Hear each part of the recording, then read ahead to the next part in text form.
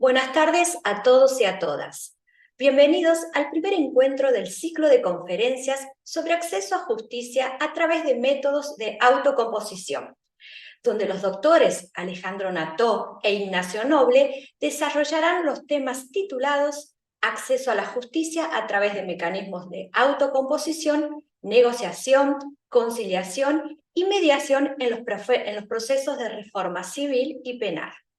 Para nosotros es un gran privilegio poder contar en esta oportunidad con la participación de todos ustedes. Así también queremos extender nuestros agradecimientos a la dirección del Centro de Mediación del Poder Judicial de Tucumán en la persona de su director, el doctor Ignacio Noble, a la doctora Mariana Rey Galindo, jueza civil en familia y sucesiones del Centro Judicial de Monteros, quienes junto al Centro de Especialización y Capacitación Judicial del Poder Judicial de Tucumán organizaron la presente actividad académica. Les vamos a explicar brevemente cuál va a ser la modalidad de este encuentro. El presente tendrá una duración aproximadamente de 2 horas. En los últimos 15 minutos podemos habilitar un espacio de consulta. Ustedes saben que ustedes pueden realizar todas las preguntas escribiendo en el chat que se habilita en la plataforma de nuestro canal de YouTube. En relación a la asistencia, es importante que sepan que solo se va a publicar un formulario de asistencia 15 minutos antes de la finalización de la presente reunión. A continuación, se procede a dar lectura de un breve resumen de los importantes currículum vitae de los disertantes a cargo del presente encuentro. Doctor Alejandro Nató. Es doctor en Derecho, abogado, mediador y profesor universitario. Titular de Cátedra de Derecho Privado de la Universidad de Buenos Aires y profesor adjunto de Derecho Internacional de los Derechos Humanos. Máster en Mediación y Resolución de Conflictos y en Cooperación Internacional. Presidente del Centro Internacional para el Estudio de la Democracia y la Paz Social y coordinador académico del Instituto Latinoamericano del Ombudsman, ILO. Coordinador de la Oficina de Conflictos de la Defensoría del Pueblo de la Nación Argentina. Doctor Ignacio Noble. Es abogado, mediador y profesor universitario a cargo de las cátedras de Práctica Profesional 1 y 2 y Jurisprudencia y Control de Constitucionalidad de la UNSTA y de Jurisprudencia 2 y Teoría de Conflicto y la Decisión de la Universidad Nacional de Chilecito. Es máster en Magistratura y Derecho Judicial de la Universidad Austral, en Justicia Constitucional y Derechos Humanos de la Universidad de Bolonia y en Mediación Penal Universidad de Valencia. Es director académico del Centro Internacional para el Estudio de la Democracia y la Paz Social y coordinador del Consejo de Investigación de la Facultad de Ciencias Jurídicas de la UNSTA. Actualmente se desempeña como director del Centro de Mediación del Poder Judicial de Tucumán. Bueno, a continuación vamos a dar inicio al presente encuentro. Doctores Ignacio Noble y Alejandro Nató, será un placer escucharlos y seguir aprendiendo. Muchas gracias. Los escuchamos. Bueno, muchas gracias, Verónica. Muchas gracias, Alejandro. Ahí un gusto enorme poder compartir con vos este espacio, así que también ahí te doy la bienvenida. Gracias, lo mismo digo y estoy encantado de poder estar aquí con ustedes, esta gran actividad que se desarrolla desde Tucumán, que bueno, tenemos inscriptos de diferentes lugares de América Latina, incluso hasta de Europa, así que es un placer enorme estar aquí con ustedes.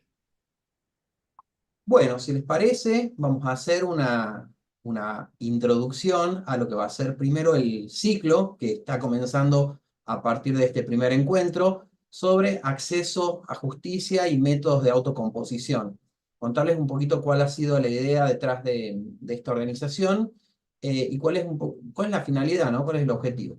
Básicamente quisiéramos abordar este derecho que tiene una amplitud que es enorme, que tiene una diversificación en temas que ya lo vamos a ver, pero que van desde la perspectiva de género hasta el lenguaje claro, la participación de niñas, niños y adolescentes, el acceso a justicia de las personas en situación de vulnerabilidad, digo, un montón de aristas que nosotros hemos pretendido abarcar solamente alguna de ellas, y hemos querido también no solo mirarlas como segmentos que están separados, sino en esta integración que la encuentra en este derecho que es multifacético. Entonces, lo primero que me gustaría es tratar de, no sé si llegar a alguna coincidencia acerca de cuál puede ser la extensión de este derecho, pero sí por lo menos empezar a problematizar a qué nos referimos cuando hablamos de acceso a justicia o acceso a la justicia. Acá con Ale hemos preparado una presentación que nos va a ir ayudando a que sea como un estímulo visual para favorecer este debate. Vamos a presentar, ahí seguramente lo van a comenzar a ver. Denme 2 segunditos. Bien. Pero, como ustedes lo conocen a Alejandro, a Alejandro le gusta que haya mucha interacción. Entonces, hemos pensado empezar de alguna manera también interactivamente. Ustedes van a ver que tenemos el loguito ahí del YouTube y ustedes nos están escuchando ahora en tiempo real. Entonces, nos gustaría no nosotros dar una suerte de definición del derecho de acceso a la justicia que tal vez ni siquiera la tengamos. Quizás todavía la tengamos que construir entre todos.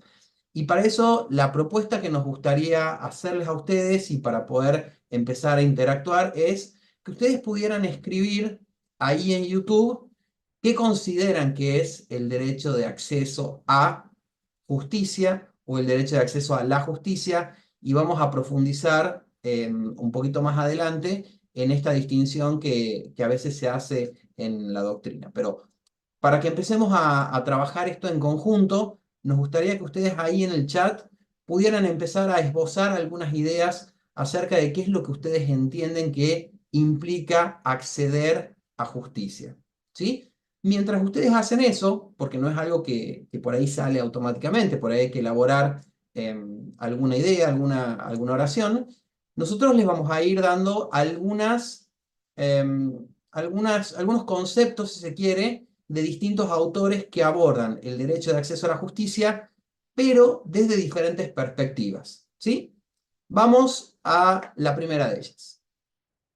Esta perspectiva es de Acosta Alvarado y Paola Andrea, que dicen que el acceso a la justicia implica siempre una puerta de entrada al aparato judicial, que es la acción, un camino a recorrer, que es el proceso, y en este caso el debido proceso, y una puerta de salida, que es la sentencia fundada en derecho y ejecutable. ¿Sí? Luego podremos, por supuesto, también incorporar el derecho al recurso, ¿no? También dentro de esta idea de debido proceso y de acceso a justicia. Pero como ustedes ven, esta primera definición apunta a una perspectiva absolutamente jurisdiccional. Apunta a la justicia desde los tribunales de justicia y desde un tipo de procedimiento que es el proceso judicial en sus distintas etapas, ¿no? Desde este ingreso, que es a través de la demanda o de la denuncia, y luego hasta la sentencia. Vamos a otra idea mientras ustedes nos siguen compartiendo sus ideas a través de YouTube. La segunda es la de Carlos Lista y Silvana Begala, que dicen, acceso a la justicia significa la posibilidad de hacer uso como ciudadano de los mecanismos y estructuras del sistema judicial del Estado para la defensa de los derechos legales. Bueno, esta definición es un poco más amplia, porque no se limita solamente a referirse al proceso judicial como tal, sino que refiere a mecanismos y estructuras del sistema judicial. ¿Qué mecanismos y qué estructuras? Bueno, puede haber una diversidad de mecanismos y estructuras que atiendan la cuestión del acceso a justicia desde estas distintas perspectivas. Y vamos a ver una idea más y luego los vamos a leer a ustedes que tiene una perspectiva de vulnerabilidad. Y es el de Islas Colín y Díaz Alvarado, que dicen que el acceso a la justicia es ofrecer a todas las personas por igual las posibilidades de acceder al conocimiento, ejercicio y defensa de sus derechos y obligaciones a través de servicios de justicia pronta, expedita y ágil, de acuerdo a sus necesidades, incluyendo, por supuesto, a los grupos vulnerables. ¿Sí? Bien. Esto como tres primeras ideas que nos pueden ayudar a debatir. Pero no sé si te parece, Ale, que recuperemos algunos de los comentarios que están compartiendo a través de YouTube. Sí, sí, claro que sí. Ujú. Ignacito, ¿quieres que los lea?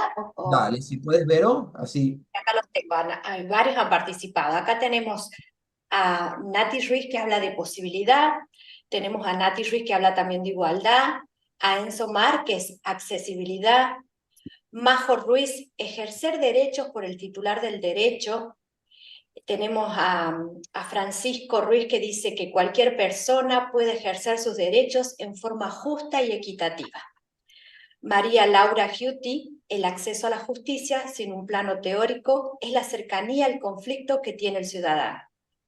Verónica Ayusa, poder hacer valer nuestros derechos, tener disponibles los mecanismos sin diferencias entre ciudadanos, algo equitativo. Juan Guzmán, derecho a un juicio legal, ápico y justo. Eugenia Barassi, cuando hablamos de acceso a la justicia nos referimos a la jurisdicción diferente de la justicia, vista como una justicia de manera integral. Tenemos un montón de comentarios. Muchísimo. Sigo. Majo Ruiz, perseguir la protección del bien jurídico tutelado. Mónica Bermúdez dice, a la justicia como acceso al proceso, a la justicia como valor. Después tenemos a Viviana Luna que dice, posibilidad de los ciudadanos de acceder al proceso judicial para defensa de sus derechos que se encuentran vulnerables. La tenemos a Lorena Rotela, es la posibilidad real que la justicia le brinda al ciudadano para ser escuchado y atendido en virtud a sus necesidades por diferentes mecanismos óptimos para el caso concreto. Paola Díaz, posibilidad de ejercer del derecho. María Ángeles Robles, es la aptitud que tiene cualquier ciudadano para hacer valer sus derechos en caso que lo necesite. Fidel Agüero, es la manera de acceder al brazo ejecutor de la ley para proteger, hacer uso y velar por nuestros derechos y obligaciones. Karina Durán es un instrumento que permite a los ciudadanos defender sus derechos, también es una herramienta de defensa, y podemos seguir, ¿no? Tenemos un montón, la verdad que es No, la impresionante cómo verdad están que sí, un participando. montón. Vos me decís si querés que siga o paramos acá un poquito. Tengo muchísimos más. Yo te diría si podemos escuchar aunque sea tres más y Ale, si te parece recuperar algo de esto. Andrea Martín. Toda persona, sin distinción de etnia y rango económico, tenga la posibilidad de reclamar sus derechos cuando han sido denegados o violados. Caro Mauri. Posibilidad de obtener en el marco del Estado herramientas que posibiliten la solución pacífica de un conflicto. Patito Somonte, acceso a la justicia es poder acceder para tener conocimiento de nuestros derechos o reclamarlos. Roxana Vega, derecho a conseguir reconocimiento y protección de derechos. La verdad que se sumaron muchísimos, quedan algunos comentarios más pendientes, pero gracias por la participación. Sí, amplia, variada, rica. Bueno, qué lindo. Qué bueno que cada quien vaya postulando su pensamiento, sus reflexiones, sus ideas alrededor de un tema que en sí no está todo dicho todavía. Primero porque hay, más allá de lo que me pidió Ignacio, que es recuperar lo que ya dijeron, creo que todo lo que dijeron es válido. Y son capas integrales acumulativas que van a ir dándole densidad al encuentro, el aporte de cada quien.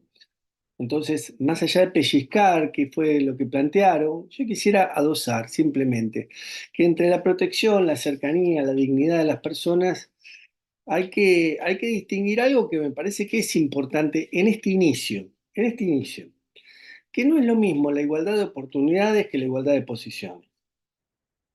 Esto lo plantean autores franceses como Rosan Ballon, como Dubet, que no lo traen desde el acceso a la justicia, lo traen desde la sociología, pero a mí me gusta intercalarlo con esto. ¿Por qué?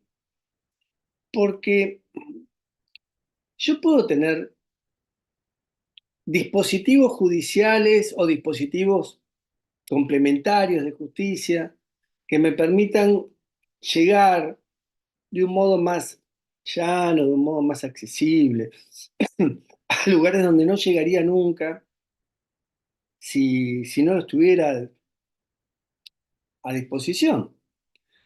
Pero lo cierto es que, ¿qué pasa con las personas que no pueden llegar?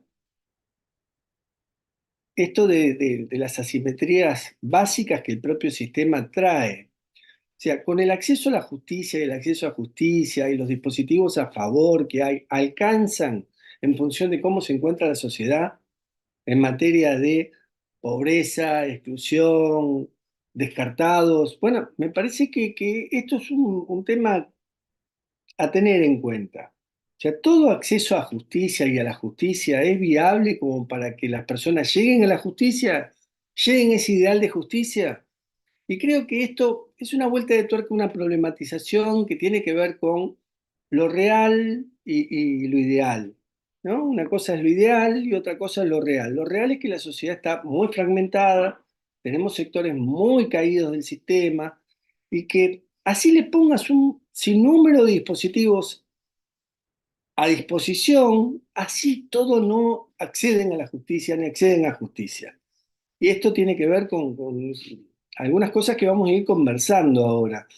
Pero pensar en torno al objetivo de dignidad, con lenguaje sencillo, con comprensión y al mismo tiempo con solidaridad y acogimiento, la pregunta es, ¿alcanza? ¿Alcanza? ¿O tenemos que poner dentro de esta ecuación también la variable social, como para poder entender por qué las 100 reglas de Brasilia se incorporan a un plexo normativo y así todo debo seguir preguntándome si alcanzan? Eh, por eso digo, es algo que no se terminó de escribir el tema de acceso a la justicia. Hace años que se viene trabajando la temática, se vienen promoviendo acciones y al mismo tiempo, bueno, así como se amplían dispositivos que están eh, puestos para la accesibilidad, también hay criterios de, yo llamo entre comillas una palabra que no existe, ¿no? Desampliación. Se vienen desampliando también espacios, ¿no? Se abren los CAG, se cierran los CAG, se abren, esto en nuestro país pasa, hay ámbitos que fueron puestos a disposición de la tutela judicial efectiva, fueron puestos a disposición de la justicia itinerante, por ejemplo, en muchas provincias, fueron puestos a disposición de lo que puede llegar a ser el lugar que tiene que tener la justicia de paz, que hay provincias que están muy desarrolladas y hay otras que no está desarrollado, hay otros países en América Latina donde el tema lo tienen muy profuso, muy activo y otros que lo tienen muy aletargado. Digo, cuántos lugares como espacios referenciales e identitarios desde el punto de vista de lo que implica el llegar a tener la posibilidad de abrazar, alcanzar la justicia, están predispuestos y cuántos de ellos ya no están, no llegan o no van a estar nunca para determinado tipo de sectores sociales? Bueno, esto lo quería plantear como una problematización de inicio. No es lo mismo la igualdad de oportunidades que da el acceso a la justicia que la igualdad de posiciones que tienen algunos actores dentro de lo que es la estratificación social y la degradación del sistema. Bueno, dentro de estas desigualdades, y que son desigualdades a las que atiende, o a través de esta relectura del derecho de acceso a justicia, pretende atender, vamos a ver que en el ciclo de charlas nosotros hemos pretendido también abordar algunas de estas dimensiones del acceso a justicia, pero siempre nos queda como la sensación de que nos quedamos cortos, ¿no? Es un derecho que tal vez hace unos años y no tantos era simplemente un derecho más vinculado al acceso a la acción, ¿no? Esta primera definición que habíamos compartido. Y cómo a partir de esa definición empezamos a encontrar otras texturas para poder comprender este derecho. Dentro de esas distintas texturas, Nosotros hemos elegido algunas, nuevamente, sin pretender un análisis en extenso del derecho, porque sería imposible. Pero dentro de estas texturas elegimos 6 charlas que van abordando algunos de estos aspectos. La primera que es en la que nos encontramos es cuál es esa vinculación con los denominados métodos alternativos de resolución de conflictos. Vamos a discutir un poco también esto de lo alternativo o no, un poquito más adelante, pero como para plantearlo desde el título a través del cual tal vez tuvieron más difusión. La perspectiva de género, y junto con la perspectiva de género también la violencia, la participación de niños, niñas y adolescentes, la introducción de las nuevas tecnologías, el lugar del asesoramiento jurídico y la discapacidad. ¿Sí? Estos van a ser algunos de los aspectos y creo que como una posibilidad incluso de un nuevo ciclo podríamos seguir ampliando en otros aspectos. Pero vamos a ir como para organizar esta conversación que vamos a mantener con Alejandro y que vamos a mantener con ustedes a través de la plataforma. Nos gustaría ir segmentando en temas este debate. El primer segmento que nosotros hemos elegido es esto de hablar de acceso a justicia y de tutela judicial. No sé si te parece bien, Ale, tomarnos unos 4 minutitos para ver un video, ¿sí? El video es de una querida colega, Florencia Brandoni, que ella expone, a partir de la experiencia de los centros de acceso a justicia, un caso que nos va a permitir después discutir acerca de acceder a justicia y si el acceso a justicia es una prerrogativa únicamente de la tutela jurisdiccional. ¿Sí? ¿Les parece que veamos el video?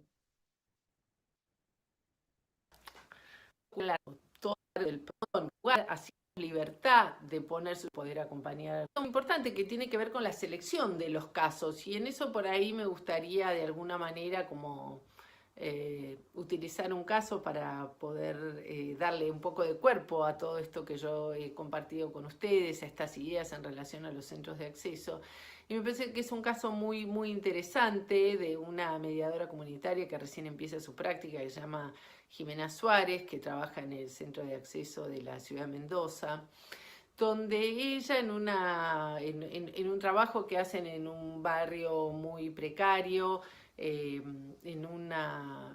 muy cerca de un asentamiento un poco alejado del centro de la ciudad de Mendoza, se acerca una directora de una escuela para contarle que tiene mucho problema con una mamá de una alumna del preescolar, de la enseñanza inicial, a quien ha citado en reiteradas oportunidades y que de hecho no ha logrado asistir. La preocupación de la directora estaba básicamente centrada en que la niña faltaba mucho y que cuando venía con muchas dificultades en su aseo, su limpieza, su presentación. La directora con muy buen criterio se acerca a pedir ayuda en este sentido y la mediadora también con muy buen criterio, desde esta perspectiva de tomar los conflictos de la vinculación interpersonal, le propone hacer una mediación. Siempre la directora tenía la posibilidad de hacer una denuncia al sistema de protección de derechos de niñas, niños y adolescentes y esto iba a conllevar una determinada denuncia. A la convocatoria que hacen desde el CAJ, la mamá accede a asistir a la reunión y viene con ella también su propia madre, es decir, la abuela de la niña, ¿no? Y el caso es muy interesante porque un poco al principio parecen defenderse de la situación, pero luego, participan y toman la preocupación de la directora por el estado de salud de la niña y cuentan allí cómo es su circunstancia de vida, ¿no? Habían padecido un incendio hacía relativamente poco tiempo y se encontraban en una situación de precariedad muy alta, muy grande. Lo cual por supuesto que condicionaba las posibilidades de atender a la niña, amén de algunas otras cosas que pudieran ocurrir. Y allí en ese relato logran tomar un compromiso con la directora y hacer una suerte de combinación o acuerdos en relación a volverse a encontrar y en fin. Y la mediadora advierte que hay una cantidad de barreras y de vulnerabilidades que está viviendo la mamá, su propia madre, la abuela y la niña, Y entonces, una vez terminada la mediación, las invitan al centro de acceso para trabajar otros aspectos. Y ahí encuentran que hay muchos aspectos. Uno, que la niña no tenía todos los consultas y controles médicos necesarios para los chiquitos de su edad, de 3 años. Entonces hacen una relación, una derivación al centro de salud con el que el centro de acceso tiene trato habitual. Identifican que de la asignación universal estaban haciendo un retiro a propósito de que en algún momento se habrían asociado a un servicio de emergencias médicas, del que habían querido deshacerse la mamá de la niñita, pero no lo había logrado porque le requerían una carta documento y ella no sabía cómo hacerlo, y entonces, bueno, el abogado del centro de acceso lo hace y logra liberarle parte del subsidio que recibía. Y a las postres de ese control médico identifican que la niña tiene un problema funcional en el corazón, para lo cual tiene que ir al hospital, digamos ya al hospital central. Y el hospital, que felizmente, para que la gente no hiciera las colas, logra dar turnos telefónicamente, de alguna manera encuentra para esta joven un nuevo obstáculo, porque no tiene crédito en el teléfono celular, de manera que no logra conseguir el turno para ser asistida a su hija en cardiología infantil. Y el centro de acceso también da respuesta a eso. Entonces, me parece que este pequeño caso nos sirve un poco como para mostrar que la mediación es una de las intervenciones posibles para el centro, para acceder, para el acceso a justicia. Pero que no solo esa, sino que la combinación articulada del trabajo de distintos profesionales desde la perspectiva de que quienes están en situación de vulnerabilidad siempre tienen más de una barrera de acceso, más de una vulnerabilidad en juego, porque hay un proceso de encadenamientos, pueden servir para franquear barreras y para otorgar mejores expectativas de vida. Bien, un poco me gustaba traer el caso, porque por ahí esto puede quedar en lo abstracto, ¿no? Cuando uno tiene una discusión acerca de un concepto. Pero me parece que traer el caso nos trae también algunas posibilidades de darle cuerpo a esos conceptos. No sé, Ale, ¿qué te parece? Sí, y aparte el caso es muy puntual en cuanto a la cantidad de barreras que hay que superar, ¿no? No es solamente, bueno, tener el lugar como para sentirme que me están atendiendo, que tengo una acogida dentro de lo que es un sistema múltiple, pero realmente cuando vienen las barreras hospitalarias, cuando vienen las otras barreras, cuando te pasan cosas en la vida como el incendio, digo, todo lo que hay que superar para poder eh, llegar a sentir que verdaderamente se está haciendo justicia con algo que es tan profundo como el tema de los derechos de las personas, ¿no? Ese lugar que ocupan los derechos en todo lo que es la vida de las personas, la dignidad de las personas, hasta dónde esos derechos fundamentales son operativos. Bueno, qué bueno que trajiste el caso, Ignacio. Y qué lindo que esté Florencia con nosotros. Es un gusto verla a ella y siempre es un placer por todo el compromiso que ella tiene desde el punto de vista personal, con lo que hace al campo de lo que es la gestión de conflictos, de lo que es el dotar de insumos a aquellos que trabajan en la trinchera, porque de hecho esa fue la labor y es la labor que ella lleva adelante permanentemente, con lo cual es un lujo tener a Florencia aquí con nosotros. Gracias, Ignacio. Y para mí, quiero decirlo ahora o calle para siempre, y para mí es un privilegio estar contigo. Es un privilegio porque creo que dentro de las generaciones que más empujan desde lo que es el conocimiento, la inteligencia, el poner investigación, el dotar de material doctrinario. Bueno, ahí está Ignacio Noble. Entonces, creo que sos un ejemplo para todos, para las generaciones grandes como la mía, ya generaciones que llevamos muchos años, y para las generaciones más jóvenes incluso. Vos que sos muy joven, muy joven, sí lo sos. sos un verdadero ejemplo de que esto no se muere más. Bueno, gracias a vos, bueno, a mi maestro, mi mentor, así que para mí es un verdadero placer estar acá compartiendo este diálogo, que es lo que nosotros queremos que sea, un diálogo entre nosotros y un diálogo entre ustedes. Si les parece bien también, dejar algún comentario de qué es lo que les ha parecido el caso del video, alguna reflexión en torno a esto, mientras hacemos algún abordaje un poco más teórico sobre esta cuestión, pero también para irlos leyendo a ustedes, ¿sí? En función de esto que acabamos de ver, a mí me gustaría que puntualicemos en algunos aspectos que tienen que ver con el derecho de acceso a justicia.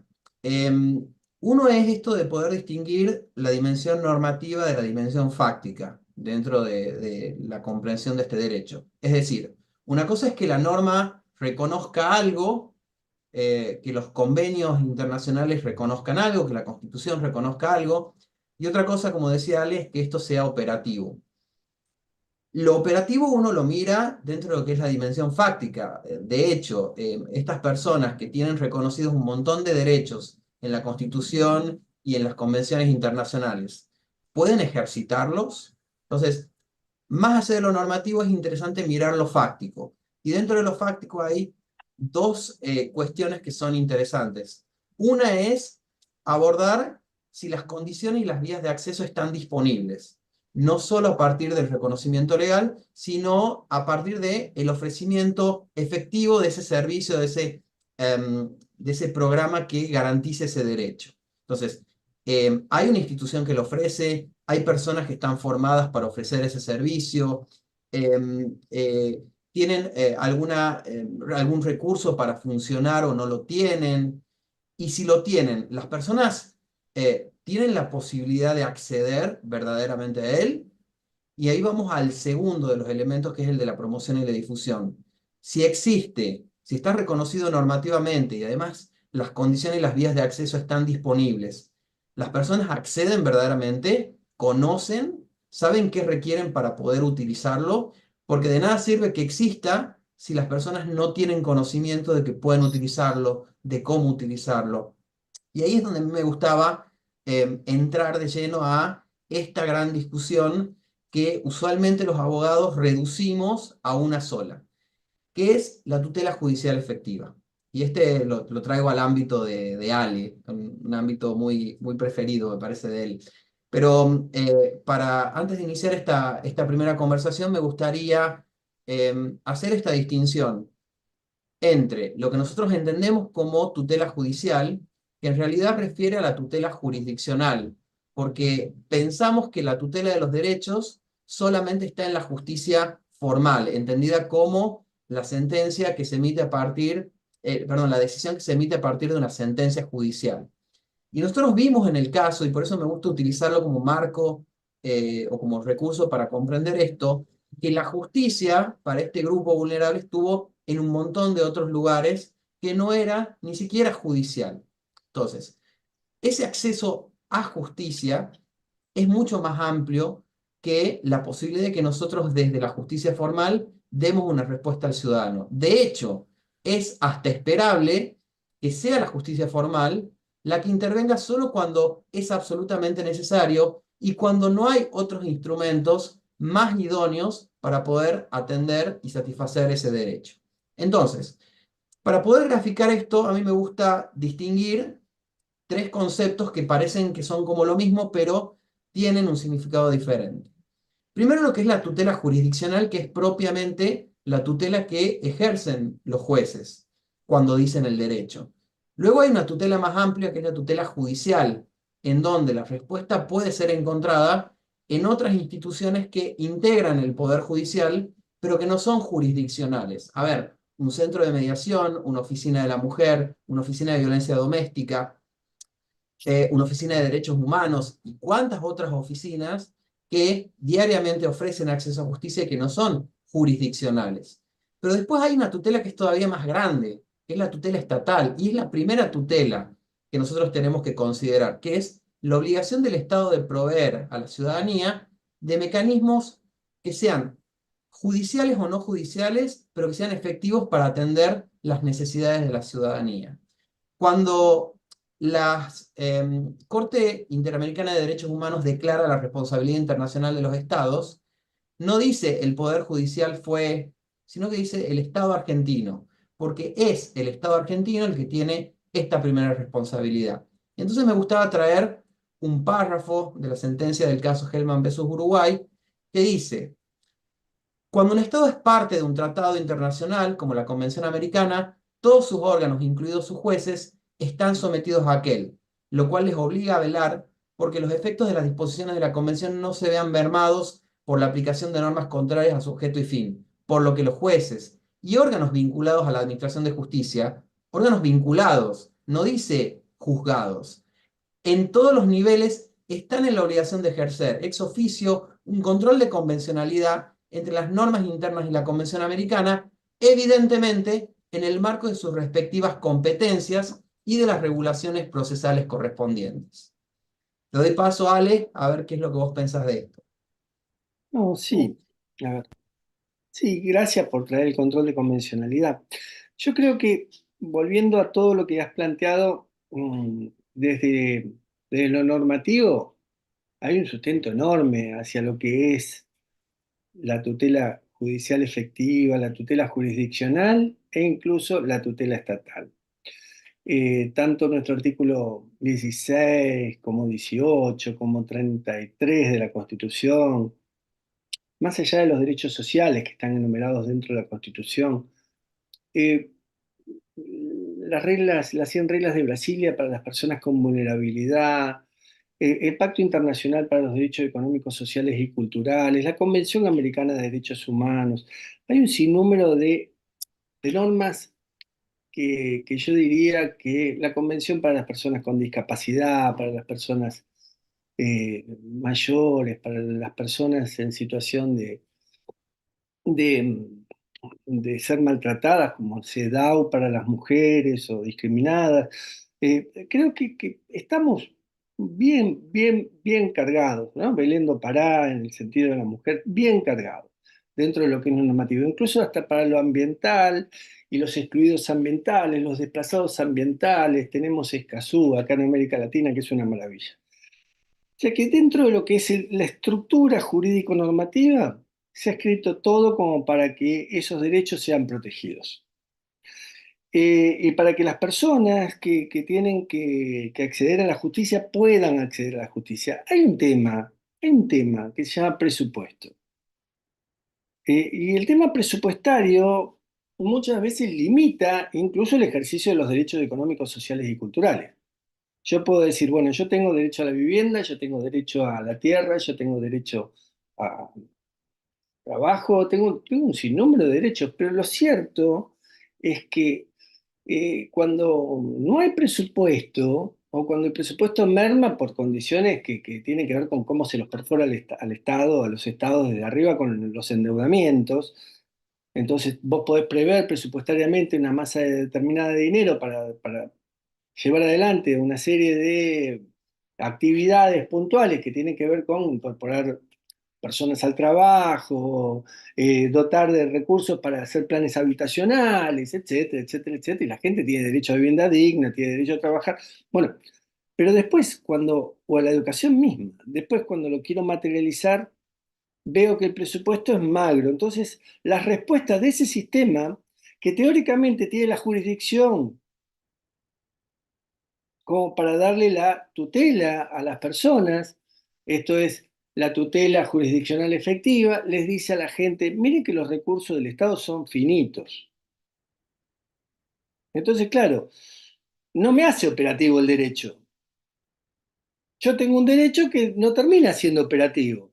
Y no termina siendo operativo porque el sistema me pone una cortapisa que me dice, mira, vos llegás hasta acá.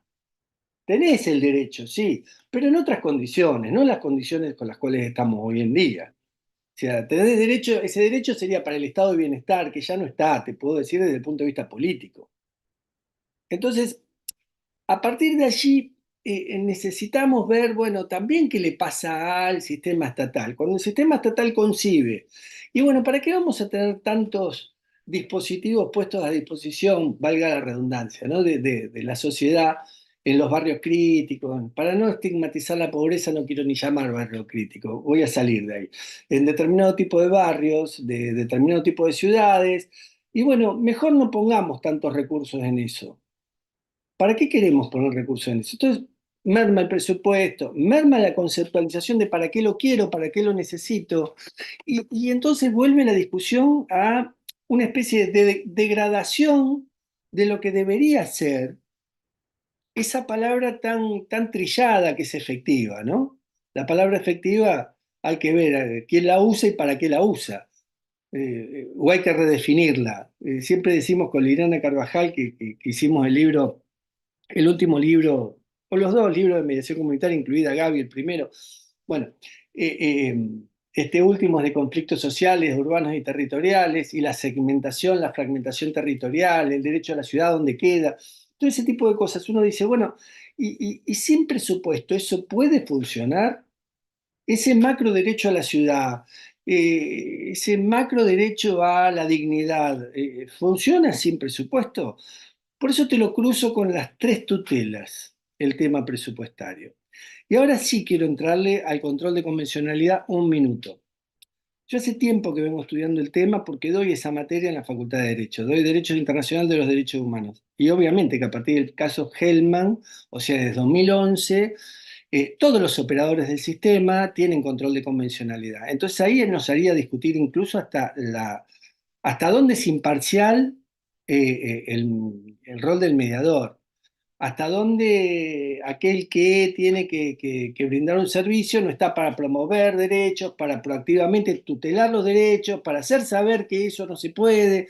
Bueno, esto no es un límite a la imparcialidad del mediador o no pone una especie de, bueno, vos sos imparcial hasta acá. De acá en más, si pasa esto, dejá de ser imparcial porque tenés el deber del control de convencionalidad. Esto claramente lo has dicho con el caso Hellman, incluso he escrito un artículo sobre eso, así que si quieren, está a disposición el artículo.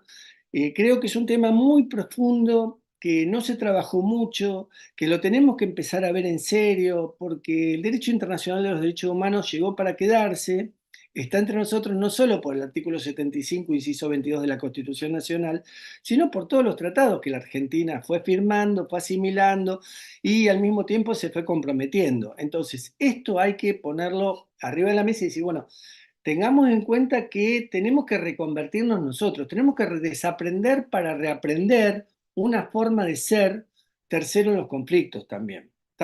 Sigo con el tema de los dispositivos puestos para que la sociedad tenga garantizado el acceso a la justicia para cumplir efectivamente los derechos. Bueno, la palabra efectiva, y eso que hay un esfuerzo enorme por parte de los operadores del sistema, ¿eh? Hay un esfuerzo enorme por parte del sistema judicial, hay un esfuerzo, claro, pero con presupuestos acotados, del sistema estatal, pero con presupuestos acotados, se pone por lo menos en vilo de si estamos llegando a donde se tiene que llegar. Bueno, la verdad que está interesante la discusión. Creo que de esto podrían salir un montón de charlas, ¿no? Pero bueno, vamos a dar por finalizado este primer segmento y vamos a ir al segundo, si te parece, Ale. El Dale. segundo tiene que ver con el acceso a justicia o a la justicia y el diseño de procesos, ¿no? Un poco para contextualizar a qué nos referimos con este segmento.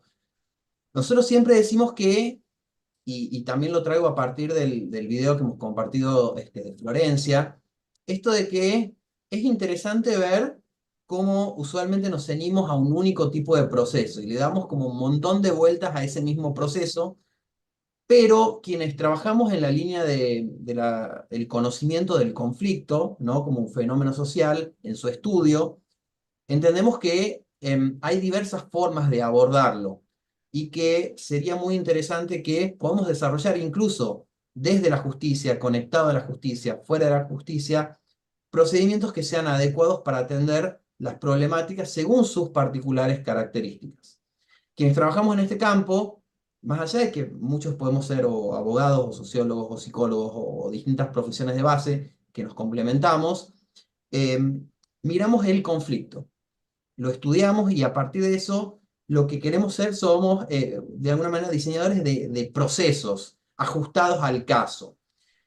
Por supuesto que hay formatos y que nosotros vamos adecuando también la intervención a distintos tipos de formatos según el conflicto.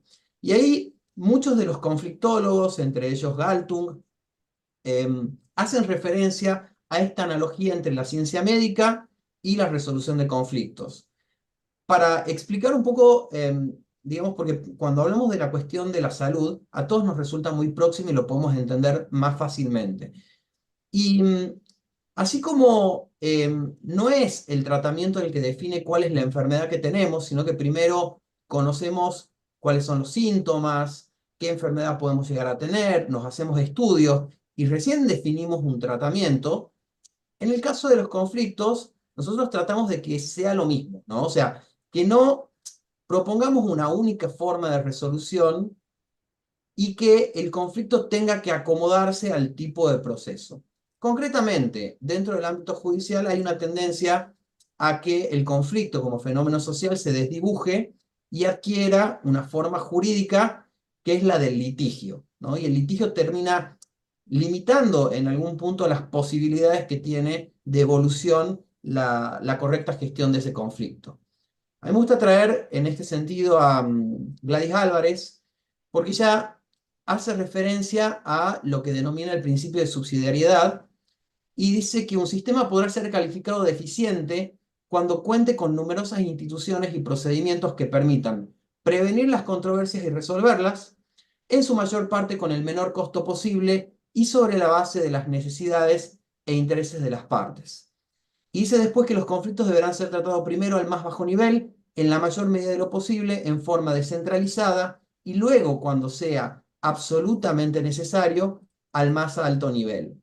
Y esto nos lleva entonces a esta distinción que ella misma hace, que lo hace, lo hizo junto a Elena Hayton de Nolasco y que lo hizo la doctrina norteamericana también, que esta distinción entre acceder a la justicia como un sinónimo de acceder a la jurisdicción o a la decisión judicial de un juez o de una jueza, respecto de lo que supone acceder a justicia como el acceso a un procedimiento que sea adecuado para atender la necesidad o el interés que presentan las partes.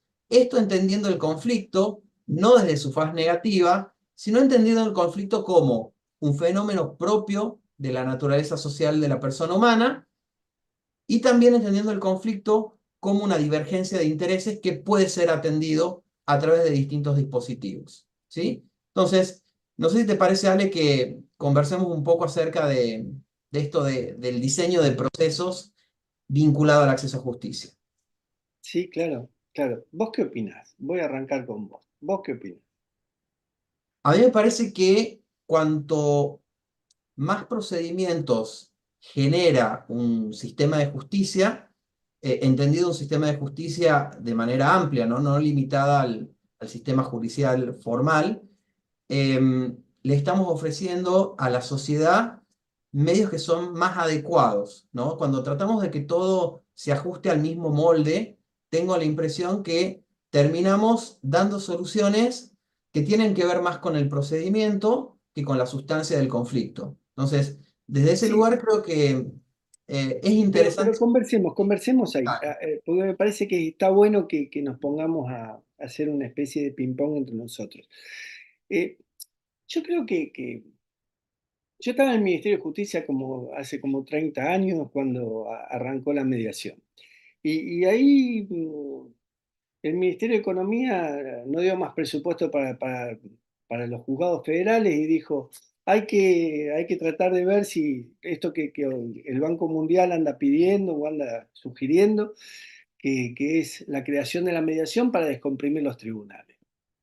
Y la verdad que todo se transformó en una especie de aparato fuerza para que pudiéramos justificar la no partida presupuestaria para la creación de juzgados desde lo que era la política judicial y ponerlo a disposición de la sociedad. O sea que el nacimiento no es un nacimiento tan noble como tu apellido, ¿no? El nacimiento es un nacimiento mal habido, por no decir otra palabra. Y ese nacimiento mal habido es que nació al calor de la necesidad del sistema judicial, todo lo que tiene que ver con el campo de la gestión constructiva de conflictos.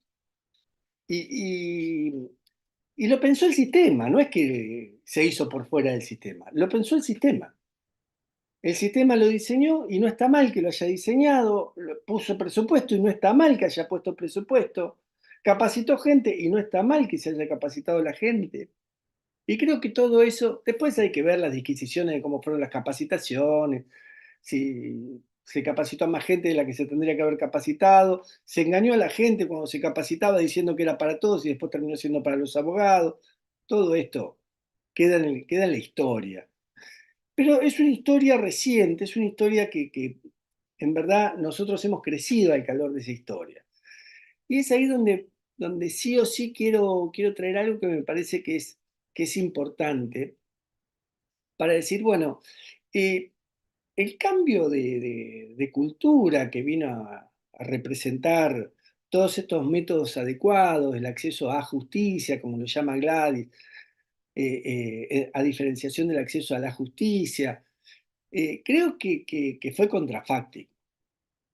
Fue contrafáctico, porque está luchando contra un presupuesto que pone el Poder Judicial, servicios que pone el Poder Judicial. Vos mismo pertenecés al Poder Judicial y trabajás dentro de la estructura judicial a disposición también de sos como una especie de persona bisagra, ¿no? Porque estás entre lo jurisdiccional y la apertura de lo que hace lo jurisdiccional para que todo el proceso de los métodos adecuados funcionen bien. Entonces, esa persona bisagra vos podés ver los dos sistemas al mismo tiempo. Te parás arriba de la tutela judicial efectiva y mirás el jurisdiccional y mirás el estatal, claramente. Y dentro de lo que es el jurisdiccional decís, bueno, nosotros damos también este servicio que podría llegar a ser estatal, pero lo damos nosotros también. Fíjate que si no tuvieran presupuesto el Poder Judicial, no lo darían ustedes. Entonces digo, cuán importante que es todo lo que se ha hecho desde el punto de vista del sistema, pensándose a sí mismo y sus necesidades. Digo, después, todo lo que es el cambio de cultura, lo que es la apertura a lo que debería ser verdaderamente el mundo de los métodos adecuados, se generó a partir del compromiso de las prácticas de muchos de los que hoy están acá con nosotros. Entonces digo, si no revalorizamos eso y el lugar donde hemos llegado, de la complementariedad y no de lo alternativo, porque nació siendo alternativo y hoy es complementario, si no valorizamos eso, no entendemos que no nos tenemos que pelear tanto con, ay, ¿por qué lo llaman alternativo? Lo llaman bien alternativo, porque nació alternativo. Lo llaman bien. Ahora le decimos adecuado porque nos suena horrible que el Poder Judicial instrumentalice esto. Pero no es tan feo tampoco, porque puso mucho presupuesto y ha generado mucho para que la política pública sea política pública. Pero eso no tiene nada que ver con lo que es verdaderamente lo adecuado. Eso no tiene nada que ver con lo que es el cambio de cultura. Entonces, si llamamos las cosas por su nombre, me parece que hacer estas disquisiciones son necesarias, son válidas. Y no es uno es enemigo de otro, no, son complementarios. Uno necesita al otro y cada quien se retroalimenta de lo que pasa en un lugar y del otro. Lo que pasa es que todavía se mira con celosía y hay que superar esa estética dominante, de decir, no, el Poder Judicial te mira como diciendo es el patio de atrás del sistema judicial. Y muchos mediadores miran a la justicia como diciendo, bueno, si verdaderamente allá no termina nunca el trámite. Y cuando termina, vaya a saber cómo termina, porque esto también hay que decirlo. Cuando termina, vaya a saber cómo termina. Y si no todo el derecho es justo, tampoco la justicia es tan justa. Lograr la justicia verdadera es, primero, la autocomposición de la justicia es maravillosa para lograr esa justicia verdadera, pero después hay que creer en el sistema. Aunque tenga fallas, aunque tenga fisuras, el sistema todavía sigue siendo ese lugar para muchos para vivificar lo que puede llegar a ser una reivindicación, lo que puede llegar a ser la efectivización de un derecho, y también la garantía y protección de esos derechos. Eso lo da el sistema. Entonces, ni una cosa ni la otra terminan siendo tan terribles desde esa óptica de la celosía como para mirarse de ese modo. Habría que ablandar un poco el ojo de cada quien que mira al otro y entender que todos nos necesitamos en este camino. Bueno, es ahí a donde te quiero llevar, ¿sí? Te quiero llevar a esta discusión de lo alternativo, no alternativo, lo adecuado, lo pacífico, lo autocompositivo. Vamos a ampliar en esto, ¿no? Porque tiene que ver con cuál es el estado actual, cuáles son estas consideraciones, si se trivializa o no se trivializa. Así que vamos al segmento 3, métodos alternativos, entre signos de pregunta, de resolución de conflictos. Y bueno, vamos a seguir con esta idea, ¿no? De que hay diferentes tipos de procedimientos, que hay un diseño. Y una de las imágenes que creo que han sido más interesantes dentro de lo que es nuestro campo es esto de hablar de las puertas de acceso, ¿no? Este símbolo de la puerta. Y a mí me gustaba desde lo visual que acompañemos esta diapositiva con la idea de la única puerta que existía antes, ¿no? O había algunas otras puertas, pero no estaban reconocidas del todo, porque yo siempre digo, no es que la conciliación llegó de la mano de los métodos alternativos a partir de la teoría de Harvard. La conciliación, por ejemplo, como un denominado método alternativo, ya estaba presente en los códigos de procedimiento italiano, nosotros lo tenemos hace un montón de tiempo, los códigos de procedimiento civil que no han sido reformados, tienen todavía esa lógica de modos anormales de conclusión del proceso, ese capítulo que decía que todo lo que no terminaba en sentencia era anormal, ¿no? Y que ahí estaba la transacción, que luego se homologaba, estaba la conciliación. Entonces, digo, había otras puertas, pero eran puertas un poco desconocidas, eran puertas que estaban un poco clausuradas, que no se utilizaban. Siempre digo, los jueces aquí en Tucumán y en los distintos sistemas, cuando uno ve el artículo acerca de las facultades y los deberes de los jueces, ya podían procurar avenimiento entre las partes, llamar a audiencias, pero esas vías no se utilizaban, ¿no? Entonces, lo que sí creo que ocurrió a partir de esta modernización hecha como a la medida del sistema, como vos decís, Ale, es mostrarnos algunas de esas puertas y poner en valor algunas de esas puertas, tal vez algunas más que otras. Entre esas puertas yo creo que todavía no hemos descubierto todas las puertas posibles. Creo que fue un descubrimiento poder promover métodos de autocomposición como la conciliación o la mediación, como las prácticas restaurativas, pero luego, desde el diseño de procesos, ¿cuántos procedimientos aún hay disponibles para poder atender adecuadamente estos conflictos? Y acá la vuelvo a traer a Gladys con la idea del tribunal multipuertas que de alguna forma incentivó estos primeros años de inclusión de la mediación y que estaba, por supuesto, basada en una experiencia que no era nuestra. Pero dice, el tribunal multipuertas fue concebido como un centro de resolución de disputas que se fundamenta en la tesis de que existen ventajas y desventajas para un caso específico que hacen aconsejables diferentes formas de resolución de disputas. Entonces, en lugar de instalar una sola puerta para obtener un servicio de justicia, debe darse la opción de que los usuarios puedan acceder a la puerta que sea más apropiada a la naturaleza del caso o de las partes.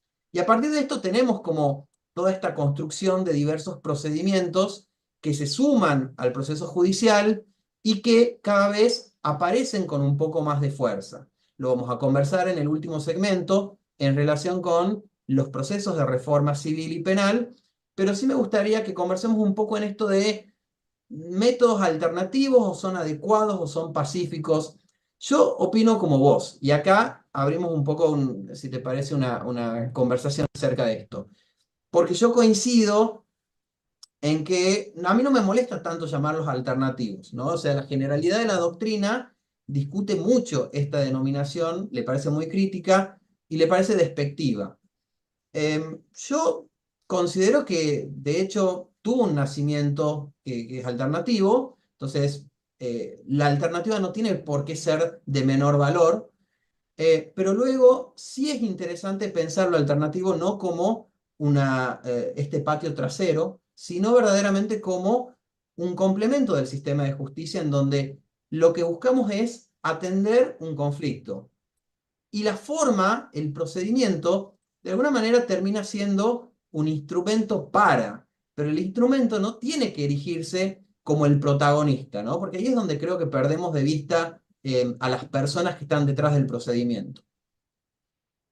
Sí, a ver, yo creo que vos bien decís que no nos asusten las palabras, pero sí las palabras nos permiten pensar y ver qué quiere decir cada cosa. Si hay algo alternativo, quiere decir que hay una centralidad. Y realmente poner como centralidad al Poder Judicial eh, genera resonancia. No hay duda que genera resonancia. ¿Por qué? Y porque la conflictividad social no necesariamente tiene que estar dentro de lo que es el sistema judicial, pero después quizás los conflictos sociales terminen en el sistema judicial, porque se judicializa la política, eh, y esto hace que indudablemente esto que vos llamás, bueno, debería ser alternativo. Yo me pregunto más si debería ser alternativo, ¿qué implica estos nuevos términos que queremos poner? ¿Qué implica métodos adecuados? Eh, es bastante vacío el término adecuado. Adecuados son todos los métodos, si viene el caso. Y vos mostraste un montón de puertas que son todas adecuadas.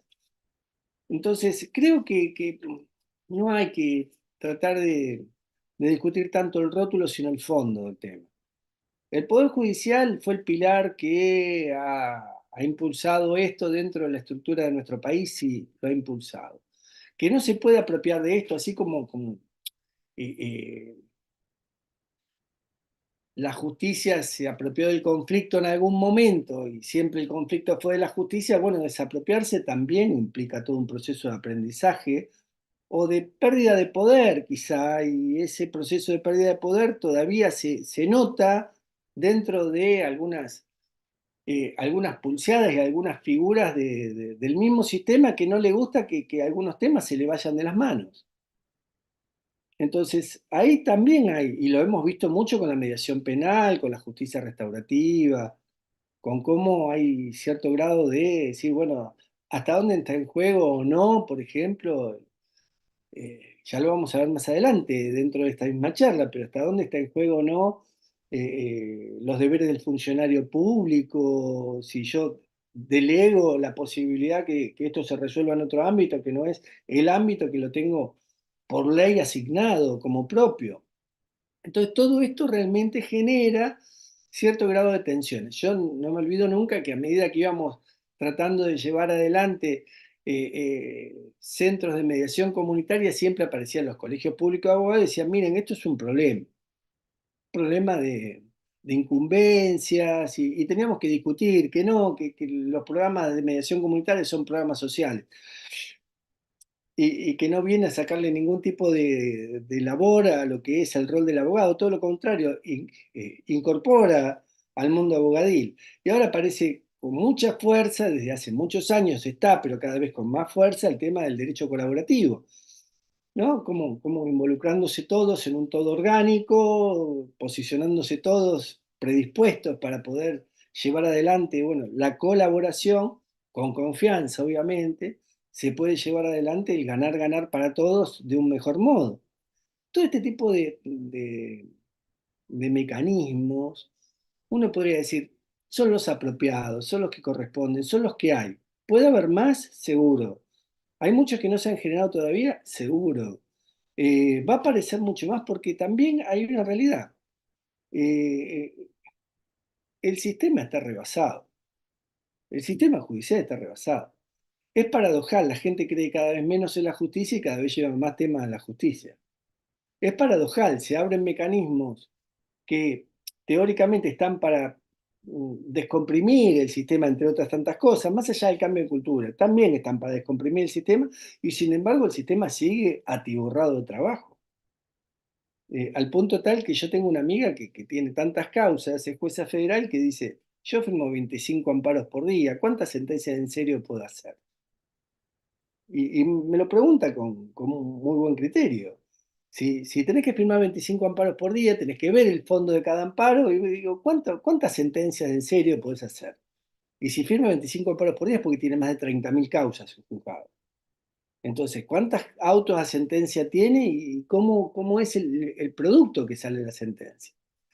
Alguna vez esto para seguir hablando de política judicial, ¿no? Pero un juez me decía, mira, un juzgado de primera instancia es una fábrica de pastas, pero de pastas secas. Si vos querés pasta rellena, tenés que ir arriba, porque acá no tenemos tiempo para otro tipo de pastas que no sean las pastas secas.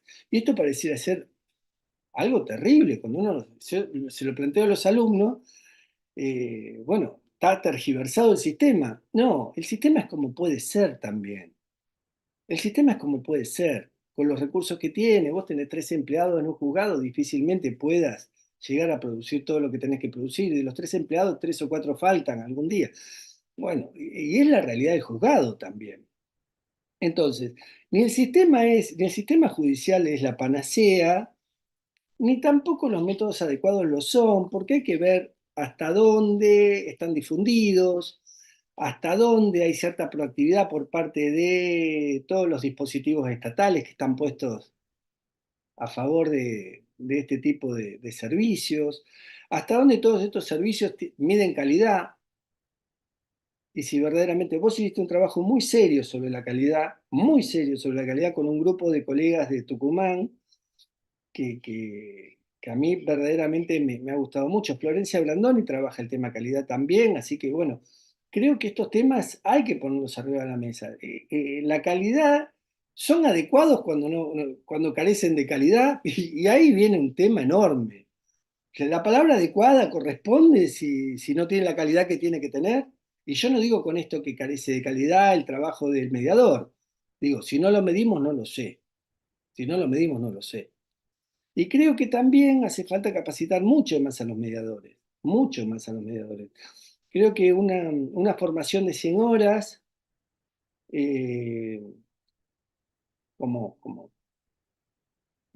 una estandarizada, ¿no? Una estandarizada de 100 horas no es una profesión. De ningún modo, una capacitación de 100 horas representa una profesión.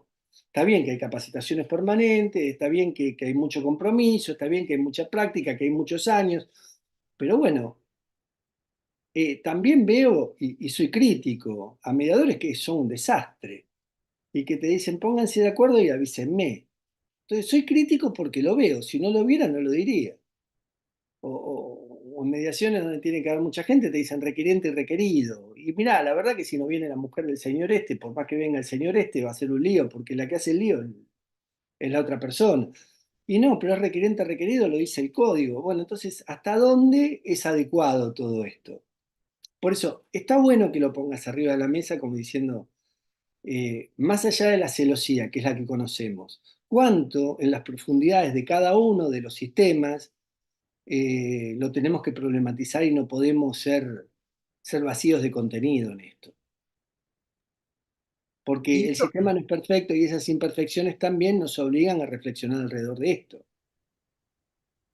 vos mencionabas, bueno, muchos de estos temas que son importantes, ¿no? Esto de capacitación, medir calidad, cuando estamos en condiciones de que algo sea adecuado o no, porque después caemos en el otro extremo, ¿no? En decir, es siempre adecuado o siempre es más adecuado que, y eventualmente hay un montón de procedimientos que pueden ser más adecuados en determinadas circunstancias. Entonces sí es importante que nosotros también tengamos esa capacidad de reflexión y de autocrítica. Y vos mencionabas, por un lado, la cuestión cultural y mencionabas como estas nuevas perspectivas que tiene incluso el ejercicio de la abogacía con el derecho colaborativo, ¿no? Y esto nos lleva como a la cuarta discusión que tiene que ver con lo cultural, cooperar o competir, ¿no?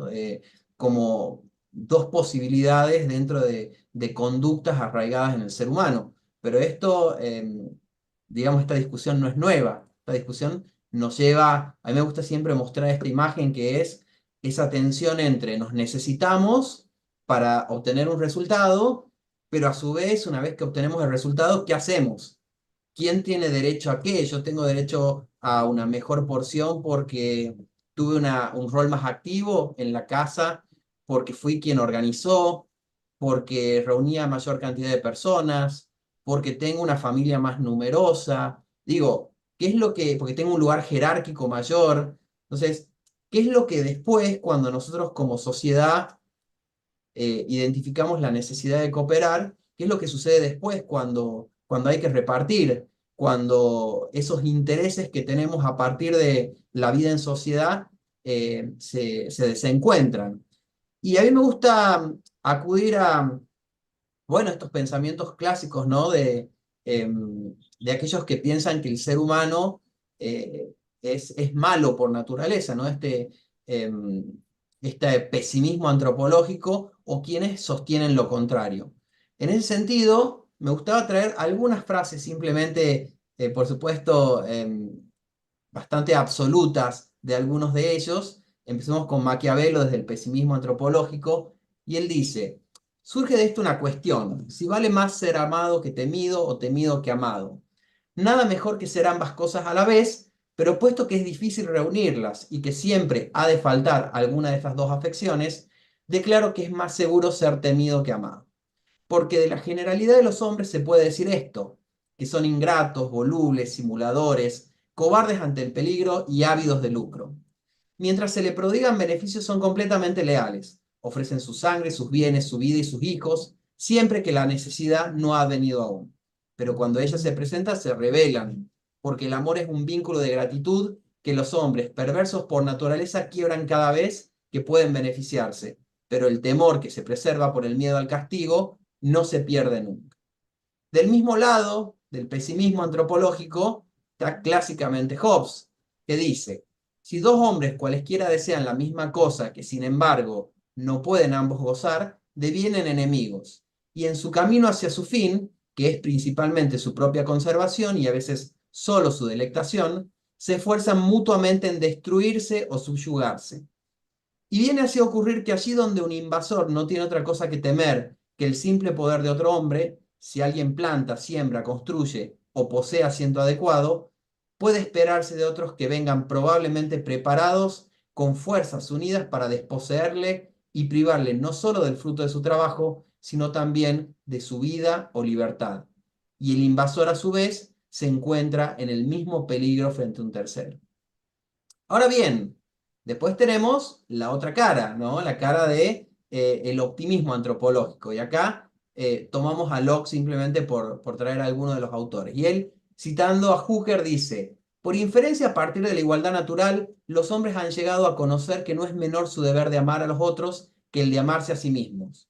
Pues al considerar aquellas cosas que son iguales, forzosamente concluyen que tienen todas por necesidad una misma medida.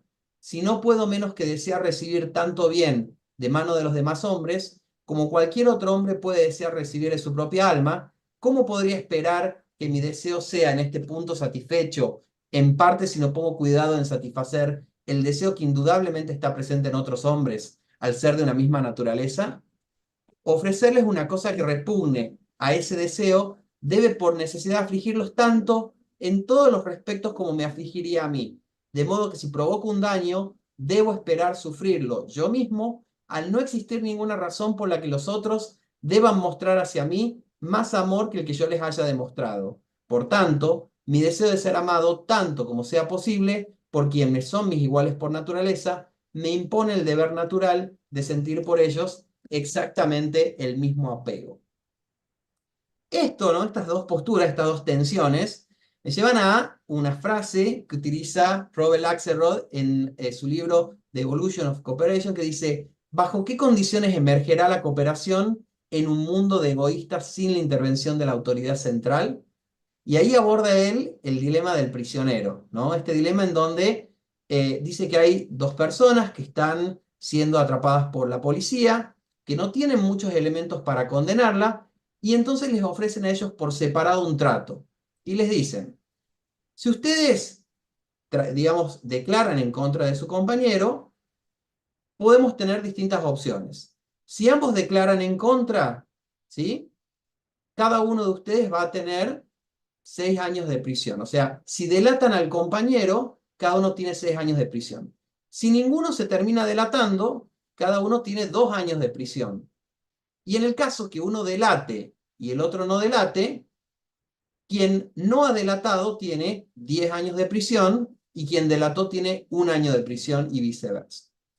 Este dilema es interesante porque nos pone frente a esta cuestión de confiar en el otro o no confiar. ¿Y cuáles son las consecuencias que me trae confiar en el otro frente a la posibilidad de traición? En este caso, si yo confío en el otro, no traiciono, y el otro me traiciona, termino teniendo una consecuencia que es demasiado grave. Entonces, por las dudas traiciono, y si el otro no me traicionó, me va a ir muy bien porque voy a tener 1 año, y si el otro me traicionó, estaba bien que lo haya traicionado, y entonces tenemos la misma condena, ¿no? Entonces, ¿cómo este dilema nos pone a nosotros en esta tensión entre el cooperar o el compartir? Entonces, la pregunta sería, dentro de estos métodos, que no los llamemos adecuados, pero los llamemos métodos de autocomposición, donde lo que buscamos es un cambio cultural hacia la colaboración. ¿Estamos en una sociedad que está abierta a la cooperación o que está abierta a la competencia?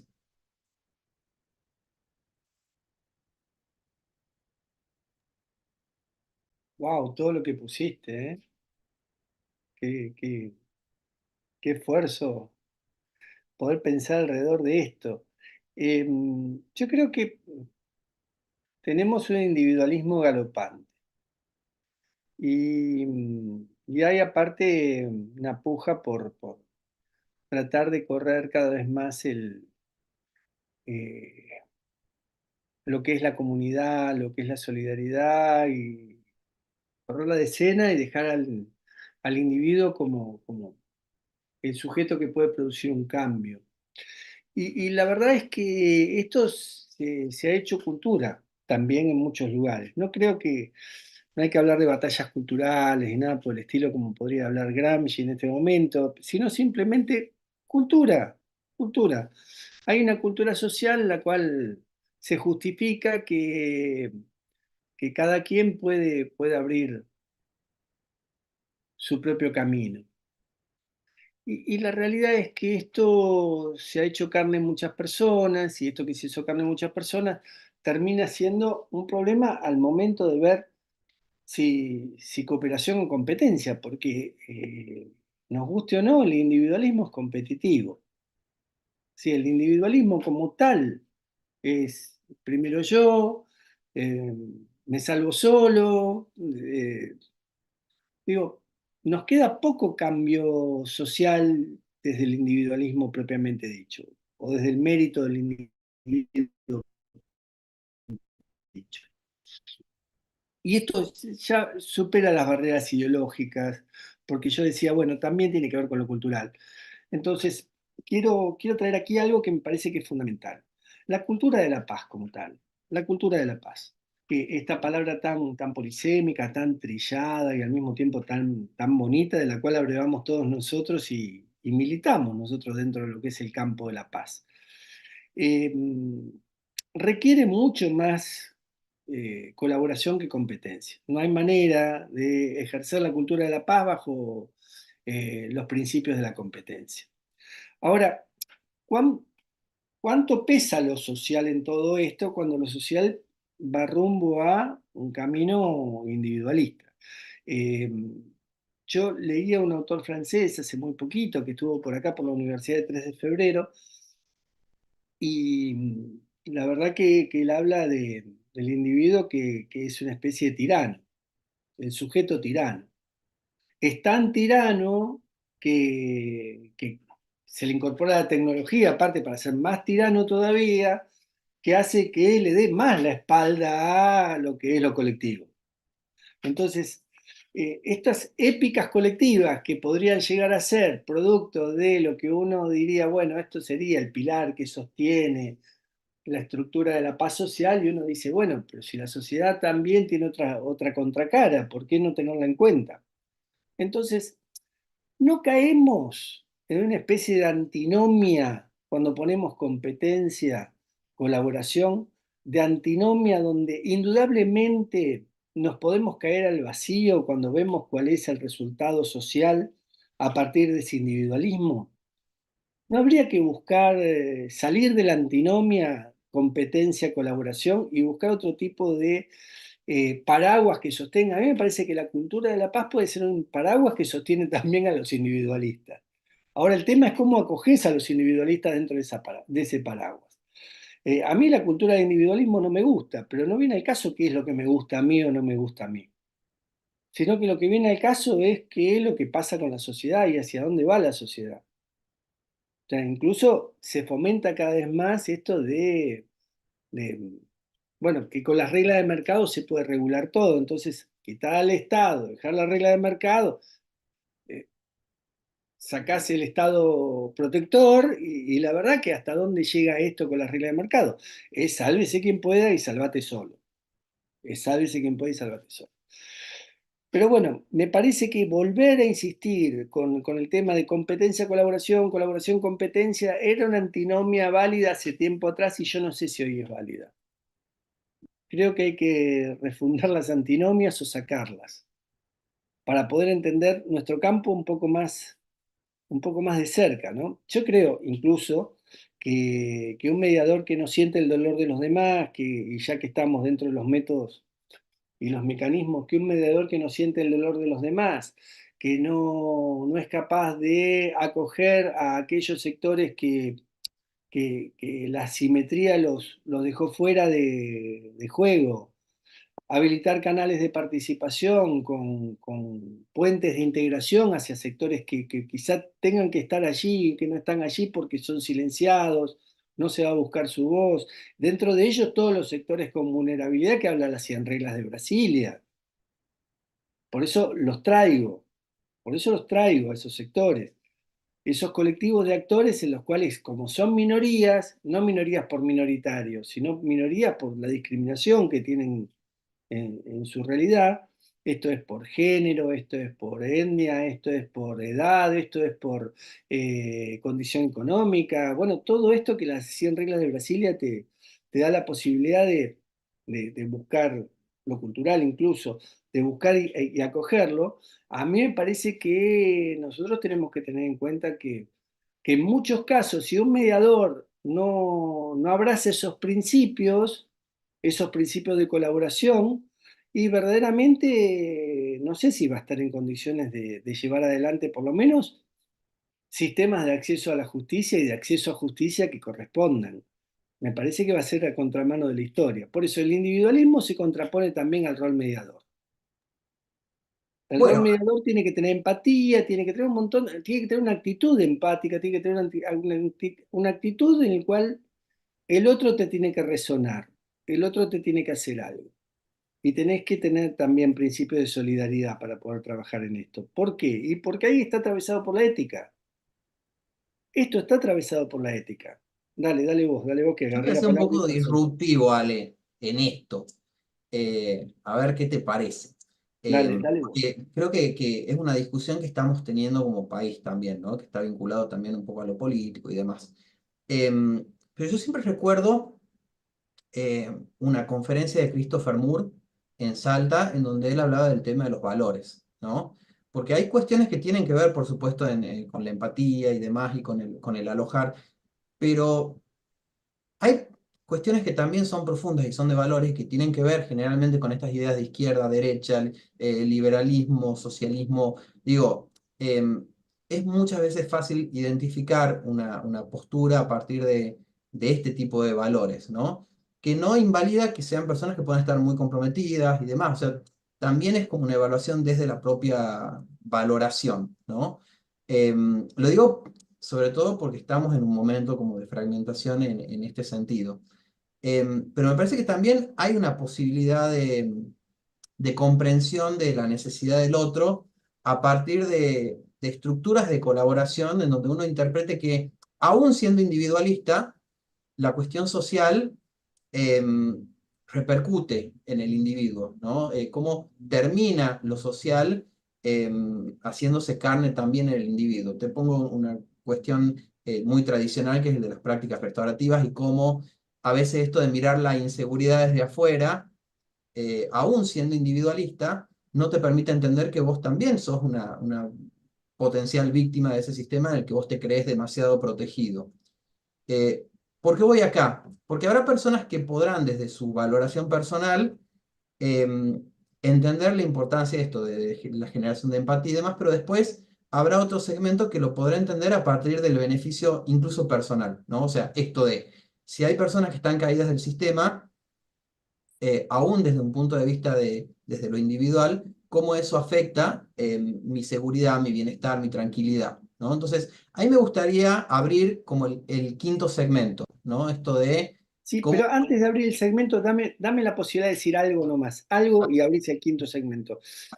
El que está fuera, y ahí hablando de inseguridad, el que está fuera del sistema no está fuera del todo, puja por entrar, está dentro primero, o en los bordes, y puja por entrar en clave de conflicto.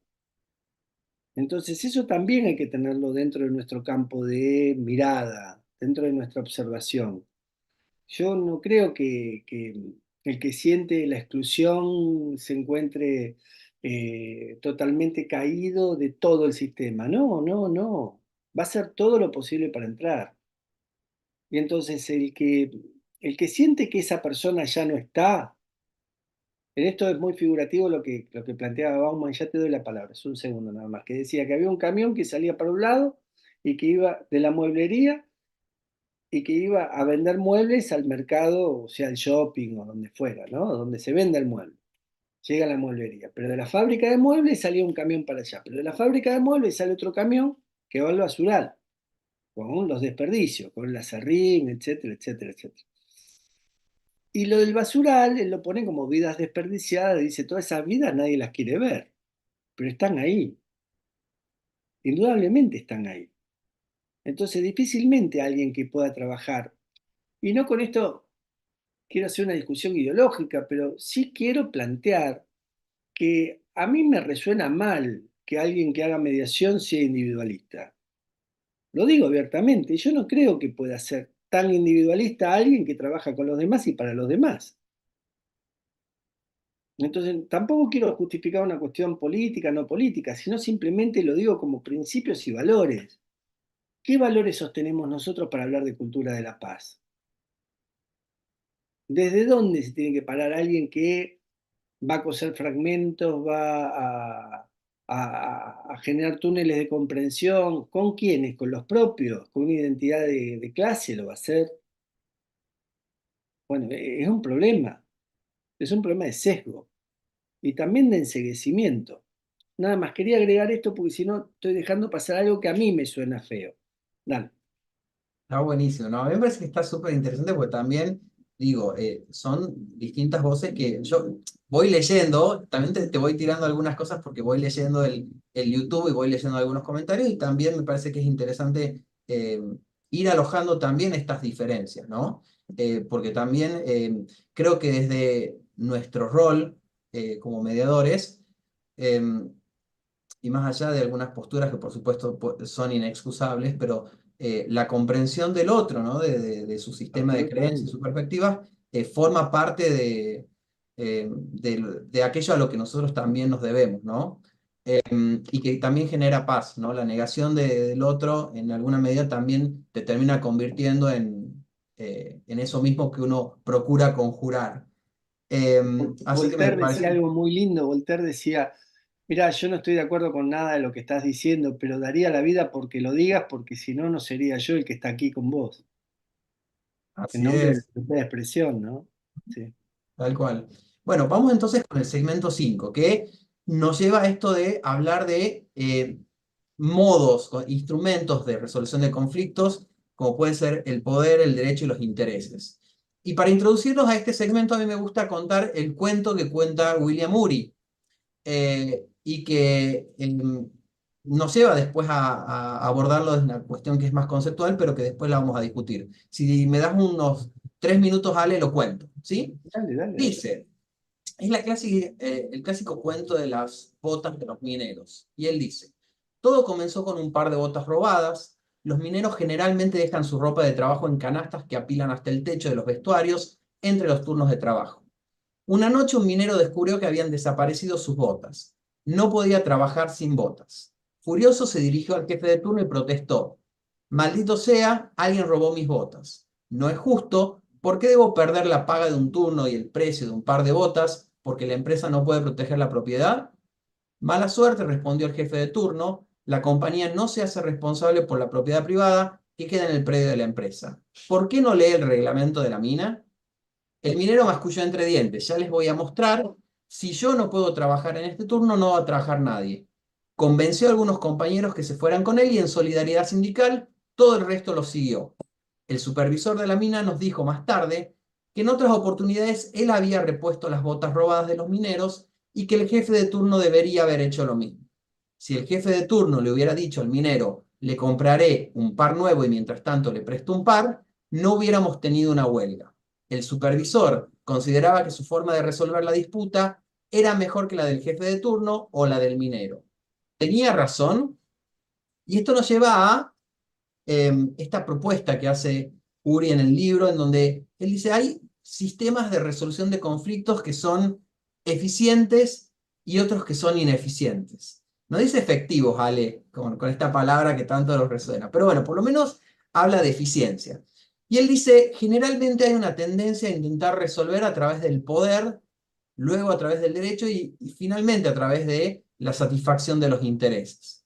Este caso, o este cuento que traemos de las botas de los mineros, nos muestra cómo cada una de las partes resuelve a través del poder, ¿sí? El poder que te da una jerarquía para decidir quién entra y no entra en una mina, como jefe. El poder que te da poder congregar a un conjunto de compañeros de trabajo para parar la fábrica, pero también el derecho, ¿no? El derecho que le da el reglamento al jefe en ese momento de permitir o no permitir el acceso del trabajador a la mina, y el derecho a huelga que tienen también los trabajadores de parar frente a algo que creen que es injusto. Y ahí, ¿dónde quedan los intereses, no? Porque a pesar de que las formas de resolución de este conflicto eran todas legítimas, digo, nadie fue y le pegó un palazo a otro, sino que a través de vías que son legítimas o que están al menos legitimadas para resolver los conflictos, ambos obtuvieron una solución que fue mutuamente insatisfactoria. O sea, cómo a través del poder y cómo a través del derecho, en este caso, llegamos a soluciones que podríamos denominar como perder-perder. Dice Uri que en realidad el modelo más eficiente es el que invierte esa pirámide y en donde nosotros, en vez de empezar por el poder, lo dejamos al final. O sea, donde la resolución de los conflictos deja de utilizar el poder para poder empezar a mirar otra cosa, que son cuáles son los intereses que sustentan esa divergencia entre las partes, ¿no? Dice: en segundo lugar, el modelo más eficiente prevé la resolución a través del derecho. Es decir, si nosotros no hemos podido resolver primero atendiendo los intereses y las necesidades de las partes, podemos acudir al derecho como una vía de resolución que por supuesto es legítima. Y el poder, entendido poder no como uso de la fuerza necesariamente, sino como un poder que puede ser legítimo, como el que ejerce naturalmente el Poder Judicial, y de hecho el mismo nombre así lo menciona, es un modelo más eficiente porque procura decisiones que puedan ser mutuamente satisfactorias, ¿no? En el caso del cuento, nadie preguntó en realidad por qué ese trabajador quería ingresar a la mina. Nadie preguntó por qué ese jefe hizo lo que hizo, ¿no? Y cuando empezamos a mirar cuáles pueden ser los intereses que están por detrás de esas acciones, nos podemos dar cuenta que pudieron haber un montón de soluciones que pudieron haber sido no solo colaborativas, sino que hubieran sido también, que hubieran podido reconstituir en esa situación de conflicto ese tejido social que se estaba fragmentando, ¿no? Cómo a partir del conflicto se podría haber construido incluso una solución a partir de la solidaridad de todos los compañeros, de la solidaridad de la empresa. Entonces, lo que me gustaba plantear con esto, Ale, es esto de qué rol ocupa el poder, qué rol ocupa el derecho y qué rol ocupan los intereses en la resolución del conflicto. A mí me parece genial que hayas traído esto y me encantaría que leamos algunas participaciones, que le demos pie a sugerencias, ideas, cuestionamientos. Bienvenido sea la palabra de todos, todas, todos. ¿Querés que lea, Ignacio, algunos comentarios? Genial, dale, dale. Tenemos muchísimos, así que vamos a empezar. Vamos, bueno, perdónanos que si no se pueden leer todos. Acá dice Rufino Gómez, la sociedad al ser competitiva de manera intrínseca deja fuera a muchos debido a esa competencia. Patito Somonte, creo que cada uno tiene sus valores y el trabajo del mediador es hacer un trabajo personal cuando sus valores no coinciden con quien tenemos al frente. Verónica Merlo, si somos todos individualistas, no se puede vivir en sociedad. Tenemos que ser colaborativos, solidarios y empáticos con todas las personas. Luis Vélez, trabajar en equipo es fundamental. Verónica Merlo, no se puede ser mediadora si no trabajamos de manera colaborativa con el otro.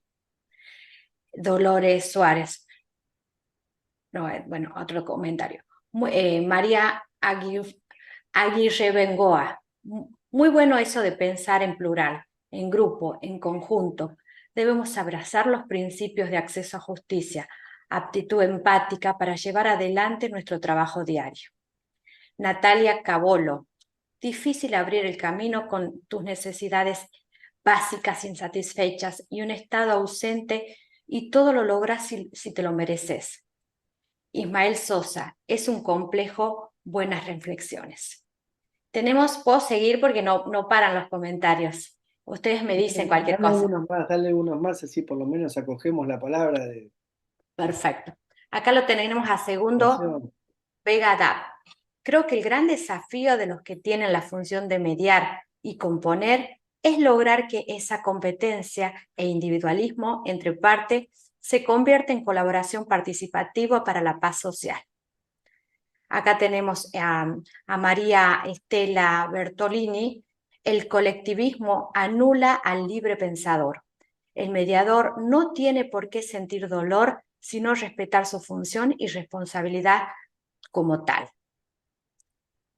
Acá la tenemos a María que dice, si difundimos nuestro trabajo colaborativo con la paz social, podemos parar un poquito la sociedad egoísta e individualista, que busca solo salvarse a uno mismo. María de Los Ángeles Robles, la colaboración depende mucho de la actitud y disponibilidad de la otra parte. También es importante saber hacer frente a quienes estamos parados. Gustavo Lepore, comparto, cultura es concepto.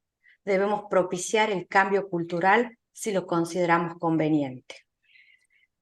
Cecilia Rodríguez, hoy en día, más allá de la colaboración o de la competencia, lo que se ve en la gente es el deseo de inmediatez. María de Los Ángeles Ruiz, yo creo que si bien hay la idea de competencia, cada vez hay más profesionales que apuestan a la colaboración, pero creo que es producto de un trabajo de difusión.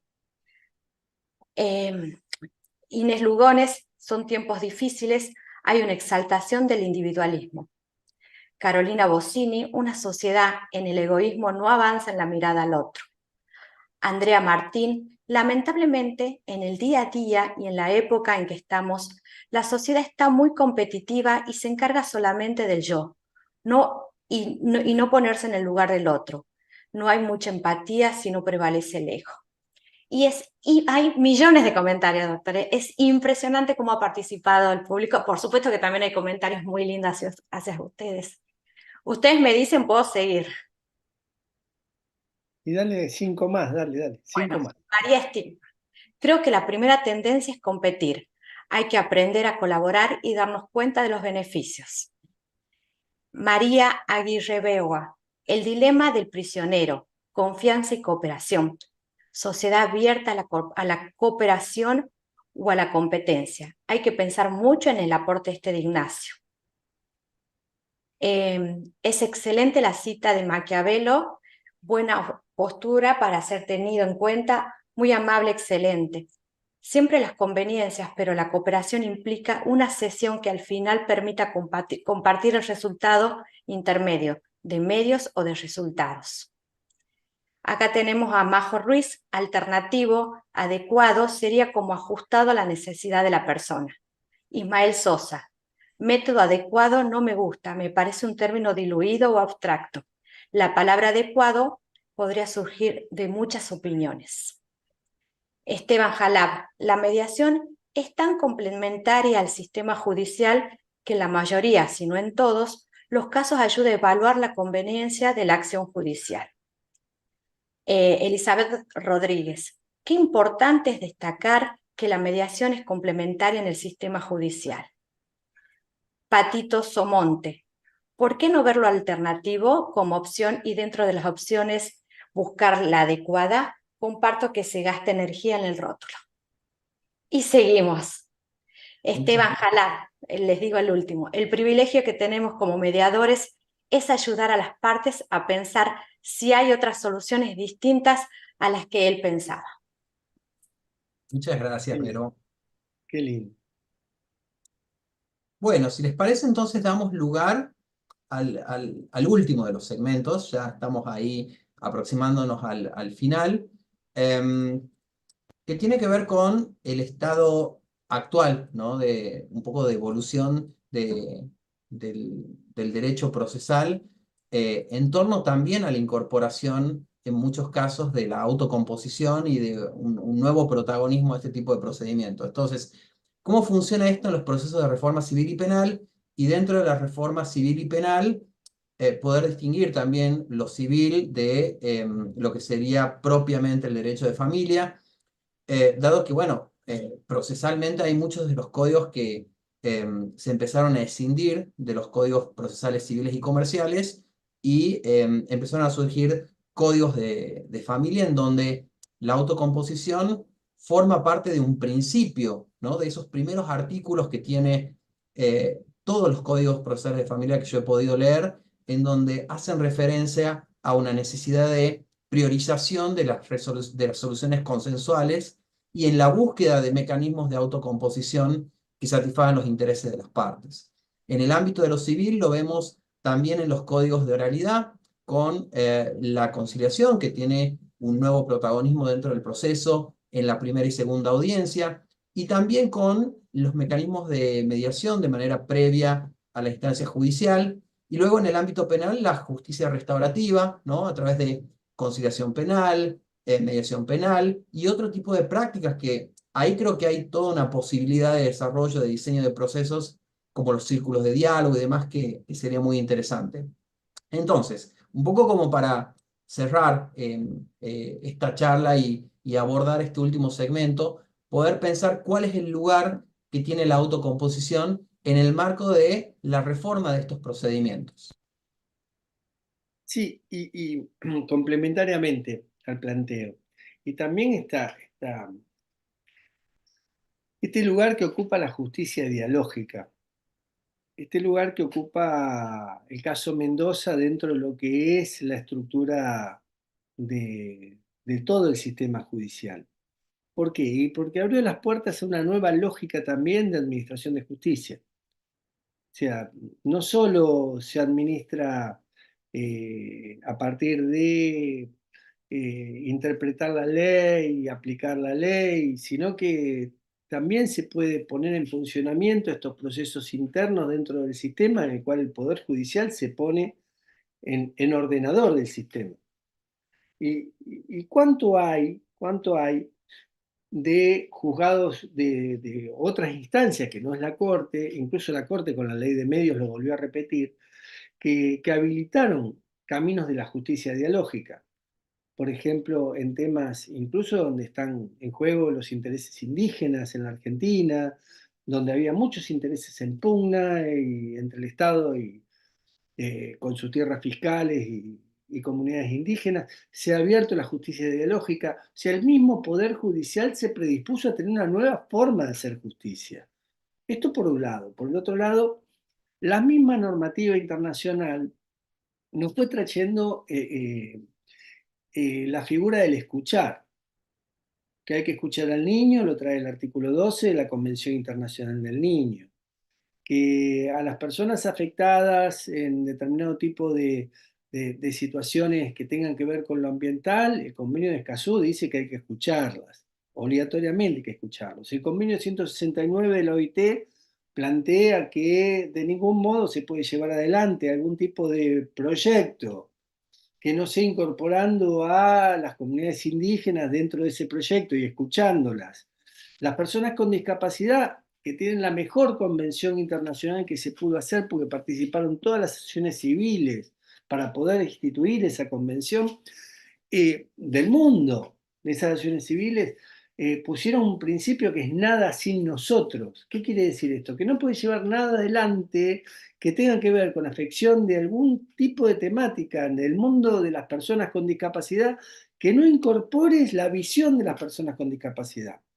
Y todo este nuevo mundo dialógico y de escucha activa que tiene que hacer el mismo sistema, obviamente le dio lugar a que nuestros mecanismos tengan una preponderancia, en la conflictividad social incluso, tienen que tener una preponderancia. Se puede discutir si protocolo sí, protocolo no, dentro de lo que es el orden jurídico normativo, cuál está dentro de lo que es los principios constitucionales, cuál no está, y al mismo tiempo en esa ponderación de derechos de la cual habla Dworkin, qué derecho pesa más que otro, qué derecho vence al otro, pero se prioriza el diálogo, tiene que priorizarse lo dialógico. Entonces digo, ¿cuánto ha avanzado en estos últimos años todo lo que tiene que ver el mundo de la gestión constructiva de conflictos, no ya para descomprimir solo el sistema, sino como un mecanismo para hacer efectivos los derechos? Y esto también obedece a un cambio de cultura del sistema judicial por parte de la justicia ideológica y del sistema operativo propiamente dicho por parte de todos estos ámbitos que se tienen que generar para poder escuchar a las personas y garantizar derechos escuchándolas. Y cuidado, no como un mecanismo que sea simplemente un paso administrativo más, por ejemplo, como pasa en las audiencias públicas, que el principio de la participación ciudadana a veces se ve obstruido por parte de lo que cree el Poder Ejecutivo que va a hacer, que tiene que convocar indefectiblemente una audiencia pública, la convoca, pero a pesar que hable a la gente, diga lo que digas, ya tienen predispuesto lo que van a hacer y lo hacen. Con lo cual, realmente desalientan, frustran, obstruyen todos los mecanismos participativos, que es uno de los principios rectores del sistema democrático también. Digo, ¿cuánto se habilita desde el campo de la gestión constructiva de conflictos en diferentes modelos, ¿no? Ya sea espacio abierto para generar políticas públicas, ya sea proceso de construcción de consenso para buscar salidas públicas? O sea, yo para complementar estos principios de penal, familia y civil, estoy trayendo todo esto, pero no hay duda que se avanzó muchísimo también en lo que hace a todo el sistema protector de la niñez, a todo el sistema integral de protección de la niñez. No hay duda que todo lo que tiene que ser con la complejidad de los derechos económicos, sociales y culturales también está siendo asimilado cada vez más con mejores fallos judiciales dentro del sistema, y esto permite también buscar mecanismos dialógicos después de estos fallos judiciales. Entonces digo, hemos crecido muchísimo. Y se ha crecido muchísimo gracias a la sensibilidad del sistema, por un lado, y al esfuerzo, a pesar del presupuesto, que lo sigo poniendo porque este es un obstáculo, y del esfuerzo que hacen los mediadores, la militancia que tiene cada uno de los que formamos parte de este campo de tratar de llevar esta materia a la facultad para que puedan incorporarla como materia cuando hay facultades que todavía no la tienen o la tienen como patio trasero dentro del derecho procesal. Incorporarla en otras carreras que no sea exclusivamente la carrera del derecho, abrir el mundo interdisciplinario alrededor de todo esto. Creo que hoy en día, si uno ve que los hospitales se hace gestión de conflictos, ve que hay todo un campo de acción enorme, que en los temas de seguridad e inseguridad hay gestión de conflictos, hay un campo enorme también en la gestión de los poderes públicos de seguridad y de la gestión pública de la inseguridad. Bueno, hay un sinnúmero de caminos donde se ha abierto más allá de estos tres estamentos fuerza que existen dentro del sistema judicial y dentro de lo que es la reforma del Código Civil y del Código Penal y de los códigos procesales respectivos para poder habilitar esto. Porque más allá de la conciliación laboral misma que existe dentro de lo que es Mendoza, Buenos Aires, cómo sigue empujando a que se fomenten en otras jurisdicciones la creatividad de mecanismos que sean de conciliación, ya sea intrajudiciales, como en muchos foros del trabajo, o ya sea por fuera, como el SECLO y el sistema de servicio de conciliación laboral. Digo, hay tantos mecanismos que se han abierto, tantos, que vale la pena reivindicar todo el campo de la construcción de conflictos como forma parte de lo nuestro, y vale la pena decir que a pesar de todos los obstáculos, se avanzó mucho en lo normativo, en la promoción de actividades, y falta mucho de prácticas sociales todavía, porque alguien lo dijo. Existen personas que maltratan a los otros, personas que todavía no asimilan a la otra persona, que no le dan el lugar que tiene que tener, y esto también es un obstáculo para poder tener un acceso a la justicia. Si vos maltratás a un migrante o maltratás porque sos xenófobo, bueno, realmente más allá del acceso a la justicia, vos dejaste una huella eterna a la persona que difícilmente después lo pueda reparar el daño a alguien. Ni siquiera el sistema de justicia, ya sea complementario, alternativo, lo que fuera, ni siquiera por el daño que produjiste. Bueno, me parece que esas palabras han resumido, eh, digamos, todo lo que hemos querido compartir con los que nos estuvieron escuchando muy amablemente, muy participativamente, en torno a esta conexión, ¿no? A uno de estos aspectos del acceso a justicia que tiene que ver con la autocomposición, que tiene que ver con ese camino recorrido, con qué cosas creemos nosotros que podemos aportar a este derecho desde el cambio cultural, ¿no? Desde la promoción de la colaboración, de la empatía, de la mirada al otro, y entender que este derecho de acceso a justicia, aún desde la perspectiva de la autocomposición, no se basta a sí mismo, sino que tiene que mirar, en ese sentido, necesariamente estas otras dimensiones que completan el derecho de acceso a justicia, y que tienen que ver, como vos lo decías, con el tema de migrantes, que tiene que ver con